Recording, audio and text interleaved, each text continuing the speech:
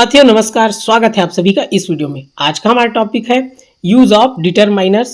तो इस वीडियो में आपको सीखने को मिलेगा some, any, little, a little, the little, इसमें अंतर, मच, मैनी में अंतर, each, every, few, a few, the few में अंतर, no, none, this, that, this, those, both, all.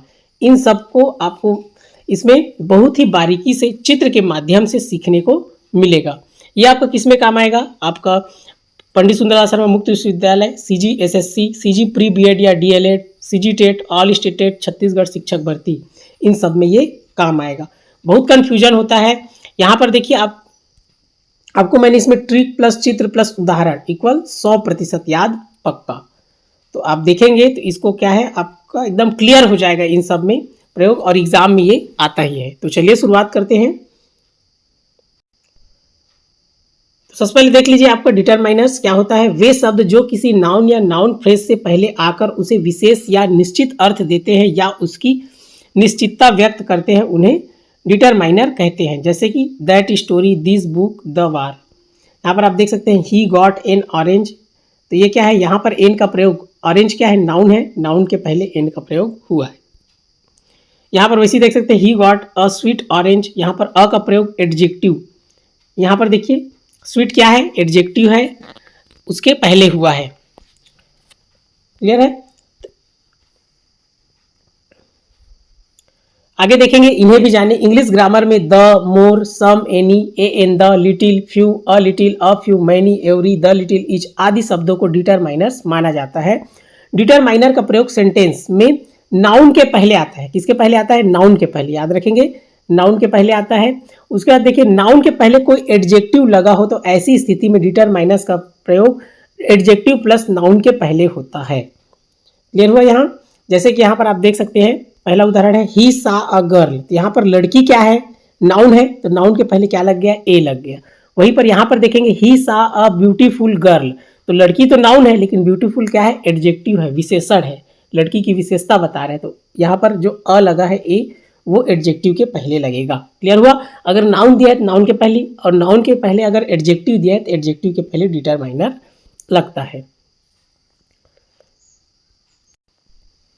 यहाँ पर देखिए आपका डिटरमाइनर्स संज्ञा शब्द की विशेषता की ओर संकेत करते हैं, इसलिए डिटरमाइनर्स का सही प्रयोग करने के लिए नाउन के विषय में निम्न बातों का होना आवश्यक है। नाउन सिंगुलर नंबर मतलब एक वचन का है या प्लूरल बहुवचन का। नाउन काउंटेबल गिनने योग्य है या अनकाउंटेबल गिनने योग्य नहीं है। इनको आपको पहले क्या करना पड़ेगा, पहचानना पड़ेगा। क्लियर है? देखिए यहां पर other important determiners, use of some and any. Some any का प्रयोग बार बार पूछा जाता है। तो सम एनी का प्रयोग देखिए, सम दोनों का अर्थ होता है कुछ, सम और एनी दोनों का अर्थ क्या होता है, कुछ होता है। अब देखिए यूज कैसे करना है। तो याद रखेंगे इनका प्रयोग अफर्मेटिव तथा उन प्रश्नवाचक वाक्यों में होता है जिन्हें अनुग्रह, निवेदन का भाव हो। एनी का अर्थ होता है कोई, और इसका प्रयोग निगेटिव, नकारात्मक और इंटरोगेटिव सेंटेंस में होता है। अब देखेंगे यहाँ पर सम का प्रयोग किसमें होगा, अफर्मेटिव सेंटेंस में, साधारण वाक्य में होगा। क्लियर है? और जो निगेटिव वाक्य होगा उसमें एनी का प्रयोग होगा। जैसे यहाँ पर आप देख सकते हैं, Sheela has read some good books. ये क्या है, देखिए ये साधारण वाक्य है, तो साधारण वाक्य है इसलिए सम का प्रयोग हुआ है। गुड बुक्स, देखिए किताब के पहले गुड, उसकी एडजेक्टिव बता रहे हैं विशेषता को, इसीलिए गुड के पहले सम लग गया है, तो इसमें क्या आएगा आपका सम लगेगा। उसके बाद एनी का प्रयोग निगेटिव वाक्य और प्रश्नवाचक वाक्य में होता है। तो यहाँ पर देखेंगे they have not read any book. Clear है? नॉट लग गया मतलब आप क्या लगाना है, एनी लगाना है। वैसे देखिए अगर प्रश्नवाचक वाक्य सिंपल है, अगर प्रश्नवाचक वाक्य है और निगेटिव है तो आपको एनी लगाना चाहिए। दूसरा देखिए have you got any news about the strike. क्या आपको हड़ताल के बारे में कोई समाचार मिला है? तो हैव यहाँ पर ये क्वेश्चन मार्क है, क्वेश्चन मार्क है मतलब प्रश्नवाचक, प्रश्नवाचक वाले में एनी लगाना है। जैसे देखिए शीला हैज रीड, ये वाला तो हो गया। Would you take some sweets. देखिए प्रश्नवाचक में किसको याद रखेंगे, अगर प्रश्नवाचक लगा है, जैसे इसमें देखिए would you take some sweets please, तो इसमें क्या है, कृपया क्या आप कुछ मिठाई लेंगे। निवेदन का भाव है इसमें, जिसमें निवेदन का भाव है, और अगर वो प्रश्नवाचक वाक्य है तो उसमें क्या लगेगा, सम है। और अगर उसमें निवेदन का भाव नहीं है, जैसे यहाँ पर देखेंगे have you got any news about the strike, क्या आपको हड़ताल के बारे में कोई समाचार मिला है, यहाँ पर निवेदन का भाव नहीं है तो एनी लगाना है। क्लियर है? एक तो सिंपल है, साधारण वाक्य है तो सम का प्रयोग करना है, निगेटिव वाक्य है तो एनी का प्रयोग करना है। अगर प्रश्नवाचक है तो प्रश्नवाचक में आपको ध्यान देना है कि निवेदन का भाव होना चाहिए। ऐसे प्लीज का प्रयोग हुआ है, अगर प्लीज का प्रयोग हुआ है तो आपको क्या करना है, डायरेक्ट उसमें सम लगा देना है। प्लीज क्योंकि निवेदन का भाव होता है, प्लीज मतलब कृपया, तो सम लगा देना है। क्लियर हुआ? यहाँ पर देख सकते हैं, याद रखने की टिप्स, सम मतलब कुछ होता है, अफर्मेटिव वाक्य, निवेदन वाले प्रश्नवाचक वाक्य। क्लियर है? एनी का मतलब कोई होता है, निगेटिव वाक्य और प्रश्नवाचक वाक्य। अगला देखेंगे, बहुत कंफ्यूजन होता है, little, a little, the little. तो यहां पर देखिए, लिटिल मतलब होता है, लिटिल का अर्थ होता है नहीं के बराबर या बहुत ही कम। यह निगेटिव सेंटेंस में होता है, मतलब इसका निगेटिव सेंटेंस में यूज होगा, जैसे कि there is little milk in the bottle, मतलब बॉटल में बहुत कम दूध है। यहाँ पर आप देख सकते हैं बॉटल में दूध एकदम कम है, नीचे लेवल में यहाँ पर आप देख सकते हैं, तो बॉटल में बहुत ही कम दूध है, तो यहाँ क्या लगेगा, लिटिल। वैसे दूसरा देखिए, there is little money in my purse, मतलब मेरे पर्स में बहुत कम पैसे हैं, बहुत ही कम पैसे हैं, तो वहाँ पर क्या लगेगा, लिटिल, जिसमें बहुत ही कम का भाव है, तो वहाँ पर लिटिल। अ लिटिल को देखेंगे, अ लिटिल का मतलब होता है कुछ निश्चित मात्रा में, कुछ निश्चित मात्रा में, ये पॉजिटिव सेंटेंस में होता है। लिटिल निगेटिव सेंटेंस में होगा, बहुत ही कम बोल रहा है तो, और ये पॉजिटिव सेंटेंस में होता है, जैसे यहाँ पर a little knowledge is a dangerous thing, थोड़ा सा ज्ञान खतरनाक होता है। क्लियर है? Go and bring a little milk, जाकर थोड़ा सा दूध ले आओ, ये पॉजिटिव सेंटेंस में है, थोड़ा सा दूध ले आओ। क्लियर है? और उसके बाद आप देखेंगे द लिटिल, तो द लिटिल का प्रयोग किसमें करेंगे, यहाँ पर देखिए, जो भी हो थोड़ा बहुत, मतलब जो भी बचा है वो सब आ जाएगा इसमें। तो यहाँ पर देखिए, do not spoil the little milk you have, तुम्हारे पास जो थोड़ा सा दूध है उसे बर्बाद मत करो, मतलब जो बचा कुछ थोड़ा भी दूध बचा है उसे बर्बाद मत करो। क्लियर हुआ? पहला में बहुत ही कम, क्लियर हुआ, जैसे थोड़ा सा था बॉटल में। दूसरा में कुछ, मतलब थोड़ा पॉजिटिव वे में होगा, कुछ दूध है उसको ले आओ। तीसरा है जो बचा खुचा दूध है उसे बर्बाद मत करो, थोड़ा बहुत जो भी दूध बचा है उसे बर्बाद मत करो। I gave the beggar the little money I had, मैंने भिखारी को जो थोड़े से मेरे पैसे मेरे पास थे वे दे दिए, तो यहाँ पर थोड़ा जो पैसा बचा था उसको दे दिया। क्लियर है? तो इसको आपको देख लेना है।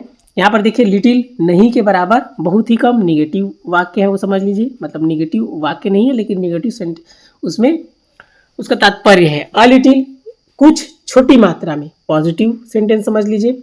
द लिटिल जो भी हो थोड़ा बहुत, उन सब के संदर्भ में होगा।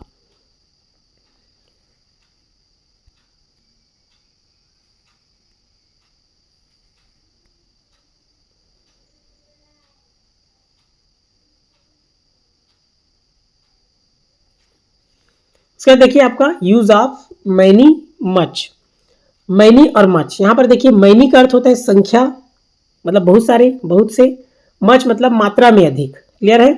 मैनी का प्रयोग गिनी जा सकने वाली वस्तुओं में होता है, काउंटेबल नाउन, और प्लूरल होना चाहिए। क्लियर है? काउंटेबल जिसको गिन सकते हैं, जैसे कि many pens, many mangoes, many books, मतलब प्लूरल में होना चाहिए, बहुत सारे होने चाहिए, एक नहीं होना चाहिए। बुक मतलब क्या हो गया आपका, एक ठो बुक है, एक ठो में नहीं, प्लूरल। क्लियर है? प्लूरल में होना चाहिए, और जिसको गिन सकते हैं। क्लियर है? हम पेन को गिन सकते हैं, आम को गिन सकते हैं, किताब को गिन सकते हैं, तो गिनने वाले में मैनी का प्रयोग होगा। जिसको नहीं गिन सकते हैं उसमें क्या होगा, मच का प्रयोग होगा। क्लियर है? और मैनी के प्रयोग में वो प्लूरल में होना चाहिए, याद रखेंगे।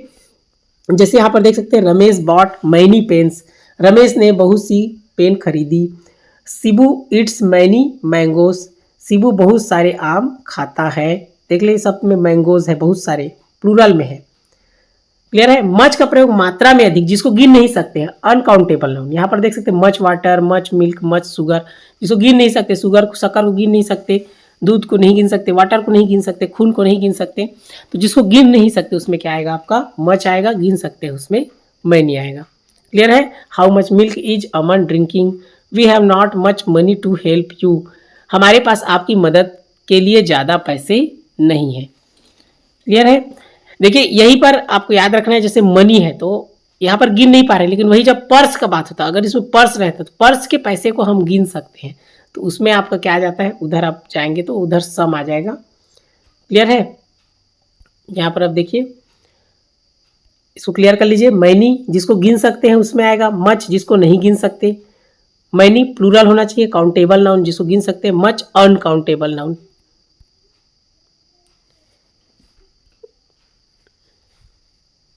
आगे देखिए आपका यूज ऑफ ईच एवरी। तो ईच का अर्थ होता है प्रत्येक, एवरी का अर्थ होता है प्रत्येक। तो एवरी का अर्थ प्रत्येक किसमें लेना है, बहुवचन में लेना है। क्लियर है। एवरी का प्रयोग अधिक के लिए होता है, ईच का प्रयोग एक के लिए, ईच का प्रयोग एक आदमी के लिए होता है और एवरी का प्रयोग अधिक के लिए होता है, एक से अधिक के लिए। क्लियर है। एक है तो ईच और एक से अधिक है तो क्या हो जाएगा आपका, एवरी हो जाएगा। अब यहां पर देखिए आप, ईच बॉय मतलब एक लड़के का बात हो रहा है, ईच एप्पल मतलब एक सेब, ईच बुक मतलब एक किताब। क्लियर है, एक एक करके हो जाएगा। एवरी डे मतलब प्रत्येक दिन, सब आ जाएगा उसमें, अधिक के लिए हो जाएगा। एवरी वर्ड मतलब प्रत्येक शब्द, एक से अधिक शब्द का बात हो रहा है। एवरी डे आ गया मतलब एक से अधिक दिन का बात हो रहा है। एवरी बॉय आ गया मतलब एक से अधिक लड़के का बात हो रहा है। एवरी स्टूडेंट आ गया मतलब एक से अधिक विद्यार्थी का बात हो रहा है। इसको आपको समझना है। यहाँ पर देखिए जैसे each of the 3 boys was present, तीनों लड़कों में से प्रत्येक उपस्थित था। देखिए यहाँ पर ईच क्यों लगा, क्योंकि तीनों लड़कों हैं और तीनों का बात हो रहा है, तीनों उपस्थित थे, प्रत्येक उपस्थित थे। क्लियर है, एक एक का बात हो रहा है। क्लियर है, एक एक का बात हो रहा है, ईच एक एक का बात हो रहा है, सिंगल सिंगल, प्रत्येक उपस्थित था तीनों लड़कों में से। दूसरा देखिए, my father will punish each of you, मेरे पिता तुम में से प्रत्येक को दंड देंगे। यहाँ पर एक एक का बात हो रहा है, एक एक का। क्लियर है, एक एक का बात हो रहा है कि प्रत्येक को दंड देंगे। अब यहां पर देखेंगे, every word of this letter is correct. तो यहां पर देखिए इस पत्र का प्रत्येक शब्द सही है। अब पत्र है तो उसमें शब्द तो बहुत सारे रहते हैं, कुछ भी लिखा रहेगा बहुत सारे रहेंगे उसमें। क्लियर है, पत्र में तो every word of this letter is correct मतलब उसे बहुत सारा रहेगा। क्लियर है, यहां पर देखेंगे लड़के एक एक है, एक एक। क्लियर है, ईच। लेकिन अगर पत्र लिखा है तो पत्र में बहुत सारा वर्ड लिखा रहेगा, इसलिए उसमें क्या होगा, एवरी का इस्तेमाल होगा। उसके बाद देखिए, he knows every boy of the class, वह कक्षा के प्रत्येक लड़के को जानता है। क्लियर है, मतलब बहुत सारे बच्चों का बात हो रहा है, एक एक का बात नहीं हो रहा है। यहां पर आप ध्यान से देखेंगे, इसमें लिखा है 3 बॉयज, 3 बॉयज मतलब एक एक को यहाँ पर। ठीक है, यहाँ पर लिखा है each of you my father, एक एक को का बात हो रहा है। क्लियर है, लेकिन यहाँ पर देखिए every boy of the class, पूरे क्लास का बात हो रहा है, क्लास में बहुत सारे लड़के रहते हैं। क्लियर है, तो क्या हो जाएगा आपका, एवरी हो जाएगा। यहां पर याद रखेंगे, याद रखने की टिक, जब किसी एक एक व्यक्ति या वस्तु की बात करें तो ईच का प्रयोग करें। जब किसी समूह या अधिक में हर एक की बात करें, कोई समूह है जैसे क्लास है तो क्लास में तो पूरे समूह का बात हो रहा है, क्लास में बहुत सारे बच्चे हैं। क्लियर है, या कोई समूह का बात हो रहा है तो उसमें क्या होगा, एवरी का प्रयोग होगा। आगे देखिए आपका few, a few, the few, इसमें ज्यादा कंफ्यूजन होता है। तो फ्यू, इसमें निगेटिव भाव, निगेटिव का भाव प्रकट होता है। अच्छे से इसको क्लियर कर लीजिए, नोट्स बना लीजिए, आपका काम आएगा। यहां पर आप देखेंगे फ्यू, इसमें निगेटिव का भाव प्रकट होता है, इसका अर्थ नहीं के बराबर होता है। क्लियर है, तो यहां पर देखिए फ्यू मतलब वैसे कुछ होता है, फ्यू मतलब क्या होता है, कुछ होता है। इसमें निगेटिव का भाव प्रकट होता है नहीं के बराबर, जैसे few boys can eat this Apple, बहुत कम लड़के इस सेब को खा सकते हैं, मतलब नहीं के बराबर। He has few friends in the college, उसके कॉलेज में बहुत कम दोस्त है, नहीं के बराबर दोस्त है। क्लियर है, इसमें क्या आ जाएगा आपका, फ्यू आ जाएगा। अ फ्यू देखिए, अ फ्यू का अर्थ होता है कुछ। क्लियर है, सम, अ फ्यू को किससे जोड़ लेंगे, इसमें पॉजिटिव भाव प्रकट होता है। जो सम है, सम का अर्थ जिसमें प्रयोग होता है सेम समझ लेंगे आपका अ फ्यू। तो यहां पर देखिए आपको हो जाएगा, ये पॉजिटिव अर्थ में है। जैसे सीमा कुछ किताबें चाहती है, सीमा वांट्स अ फ्यू बुक्स, उसको कुछ किताब चाहती है। फिर है Anil spoke a few words, Anil ने कुछ शब्द बोले। क्लियर है, पॉजिटिव वे में इसको लेना है। उसके बाद है आपका द फ्यू, तो इसका अर्थ होता है not many but all of them, बहुत कम लेकिन सब। क्लियर है, the few words she spoke were full of wisdom, उसके बोले हुए बहुत कम शब्द ज्ञान से भरे हुए थे। क्लियर है, मतलब कोई भी चीज बहुत कम शब्द ज्ञान से भरे हुए थे, तो बहुत कम है। The few friends he has are sincere, मतलब उसके जो दोस्त कम है लेकिन सभी दोस्त क्या है, सच्चे हैं। क्लियर है, उसके बहुत ही कम दोस्त है लेकिन वो क्या है, सभी सच्चे हैं। तो वही है, इसमें क्या बोला है, बहुत कम लेकिन सब। क्लियर है, तो बहुत कम दोस्त है लेकिन सब सच्चे हैं। इस प्रकार याद रखना है इसको। यहाँ पर आप देख सकते हैं, यहाँ से फ्यू का देखिए, फ्यू मतलब बहुत कम, नहीं के बराबर निगेटिव अर्थ में। अ फ्यू का कुछ मात्रा में पॉजिटिव वे में लेना है, द फ्यू बहुत कम लेकिन उनमें से सभी। क्लियर है?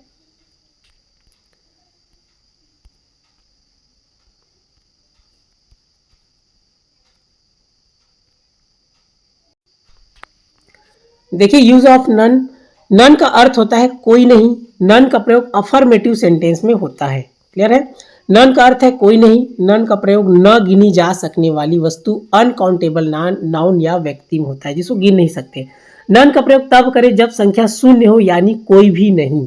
शून्य मतलब कैसे, आपको देखिए नन का प्रयोग कोई नहीं अफर्मेटिव सेंटेंस में, और जिसको गिन नहीं सकते हैं, अनकाउंटेबल नाउन, गिन नहीं सकते। देखिए यहाँ पर none was sleeping in the room, कोई भी कमरे में सो नहीं रहा था। जहां शून्य है, सिंपल से याद रखें, शून्य, कोई भी नहीं सो रहे मतलब क्या है, शून्य। जहां शून्य है वहां नन लगाना है। जैसे यहाँ दूसरा देखेंगे, none of them failed in the test, उनमें से कोई भी परीक्षा में असफल नहीं हुआ, मतलब कोई भी असफल नहीं हुआ मतलब शून्य। तो सिंपल से याद रखना है, जहां शून्य है, शून्य है मतलब आपको किसका प्रयोग करना है, नन का प्रयोग करना है। क्लियर है? नन का मतलब कोई नहीं हो तो इसे वाक्य में प्रयोग करें। नन यहाँ पर ये हो गया अनकाउंटेबल नाउन। क्लियर है? जहां शून्य है वहां नन। आगे देखेंगे आपका यूज ऑफ नो या नॉट एनी, दोनों का मतलब एक ही होता है।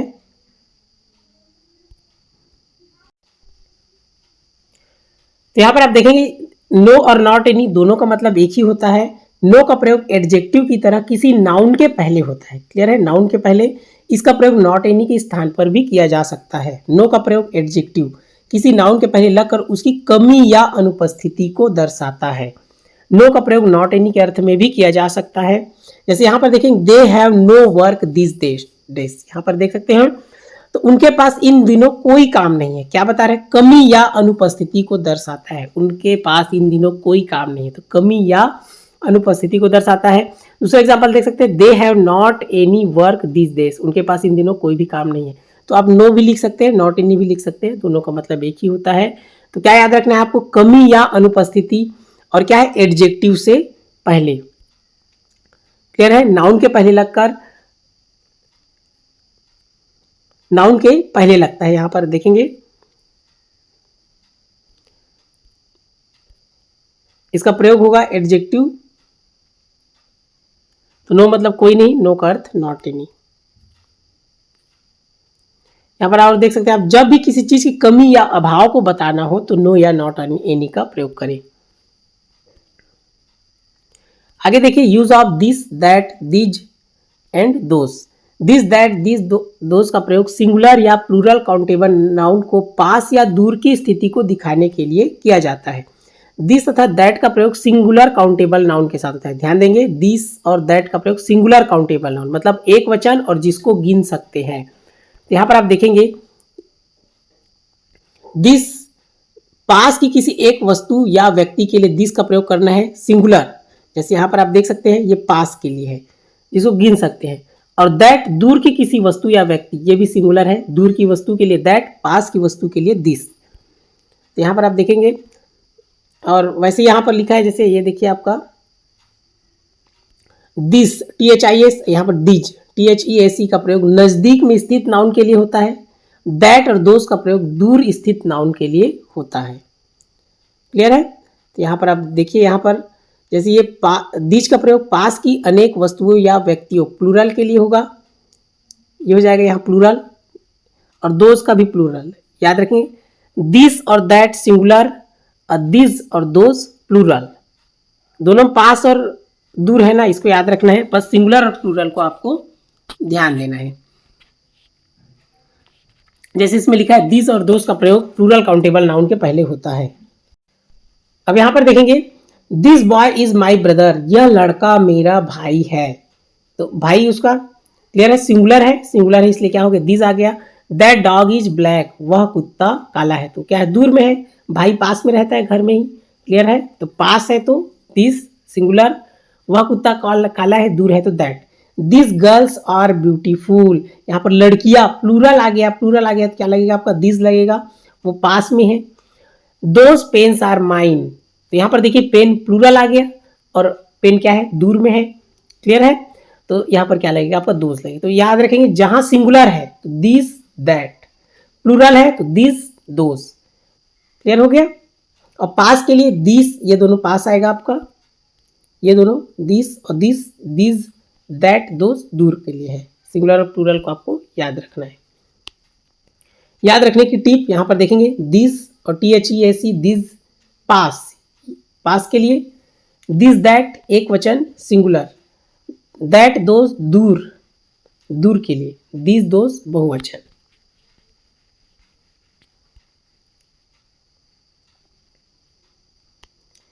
आगे देखेंगे use of both and all. तो बोथ का प्रयोग ऑफ प्लस नाउन या प्रोनाउन के पहले होता है। बोथ संख्या में दो होने का बोध कराता है, दो होने का प्रयोग कराता है। ऑल का अर्थ वस्तु स्थान प्राणी से, ऑल का प्रयोग नाउन या प्रोनाउन के पहले होता है। देखेंगे यहाँ बोथ का प्रयोग दो लोगों के लिए होता है। यहाँ पर देख सकते हैं चित्र में दो लड़के हैं। बोथ दो व्यक्ति या चीजों के लिए, ऑफ प्लस नाउन या प्रोनाउन। क्लियर है। इसमें क्या लगा है आपका, ऑफ भी लगा है। और ऑल में क्या है, सभी व्यक्ति चीजों या स्थानों के लिए, इसका नाउन या प्रोनाउन के पहले। क्लियर है। अब यहां पर देखेंगे both Calcutta and Bombay are big cities. Calcutta और मुंबई, बंबई दोनों बड़े शहर हैं, दो के लिए हुआ। Both the players played well, दोनों खिलाड़ियों ने अच्छा खेला, दो का इस्तेमाल हुआ मतलब बोथ। क्लियर है। All of the boys were present, यहां पर देखिए बहुत सारे बच्चे हैं इसलिए क्या आ गया, ऑल आ गया। यहाँ पर देखिए all of us were tired after the race, हम सभी दौड़ के बाद थक गए। बहुत सारे का बात होगा तो ऑल, दो लोगों का बात होगा या दो जगह का बात होगा तभी क्या हो जाएगा आपका बोथ। ये हो गया। बोथ केवल दो के लिए, ऑल सभी के लिए। बोथ के साथ हमेशा ऑफ का प्रयोग करें।